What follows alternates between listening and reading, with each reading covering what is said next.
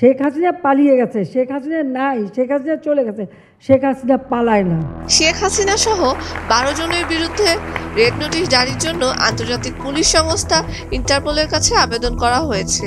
Red notice জারি করতে ইন্টারপোলের কাছে পৃথক 3টি ধাপে আবেদন করেছে বাংলাদেশ পুলিশের ন্যাশনাল সেন্ট্রাল ব্যুরো। 19 এপ্রিল পুলিশ ও আন্তর্জাতিক অপরাধ ট্রাইব্যুনাল সূত্রে এ তথ্য জানা গেছে।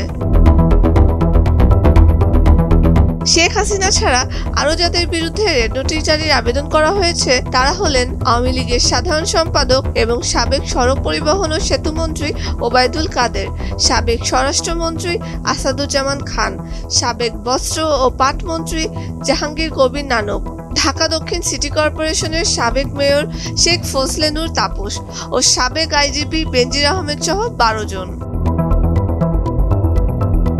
চলতি বছরের ফেব্রুয়ারি মাসে বেনজিরের বিরুদ্ধে রেড নোটিশ জারি করতে ইন্টারপোলের কাছে আবেদন করা হয়। এর আগে দুর্নীতি দমন কমিশনের আবেদনের পরিপ্রেক্ষিতে ঢাকার একটি আদালত বেনজিরের বিরুদ্ধে রেড নোটিশ জারির জন্য ব্যবস্থা নিতে নির্দেশ দেন। গত 10 এপ্রিল শেখ হাসিনা ও বেনজির আহমেদ ছাড়া অন্য 10 জনের বিরুদ্ধে এনসিবি থেকে ইন্টারপোলের কাছে আবেদন করা হয়। এর আগে তাদের বিরুদ্ধে ইন্টারপোলের মাধ্যমে রেড নোটিশ জারি করার জন্য স্বরাষ্ট্র মন্ত্রণালয় ও পুলিশ সদর দপ্তরে নথিপত্র সহ চিঠি পাঠায় আন্তর্জাতিক অপরাধ ট্রাইব্যুনালের চিফ প্রসিকিউটরের কার্যালয়।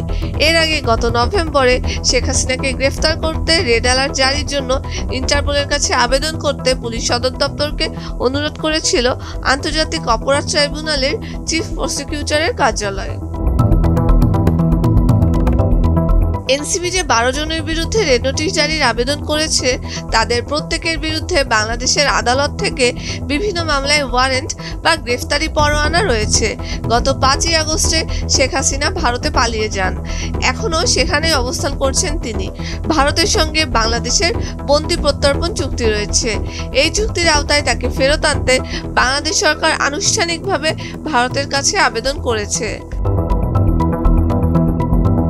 মানবতা বিরোধী অপরাধে জড়িত থাকার অভিযোগে শেখ হাসিনার বিরুদ্ধে করা মামলার তদন্ত এখন শেষ পর্যায়ে রয়েছে বলে ট্রাইব্যুনালের চিফ প্রসিকিউটর সহ একাধিক প্রসিকিউটর সাংবাদিকদের জানিয়েছেন। 20 এপ্রিল এই মামলায় ট্রাইব্যুনালের তদন্ত প্রতিবেদন দাখিলের দিন ধার্য রয়েছে।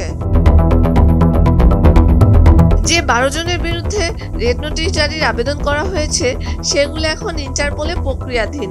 এদিকে এনসিবি যে 12 জনের বিরুদ্ধে রেড নোটিশ জারির আবেদন করেছে তাদের প্রত্যেকের বিরুদ্ধে বাংলাদেশের আদালত থেকে বিভিন্ন মামলায় ওয়ারেন্ট বা গ্রেফতারি পরোয়ানা রয়েছে।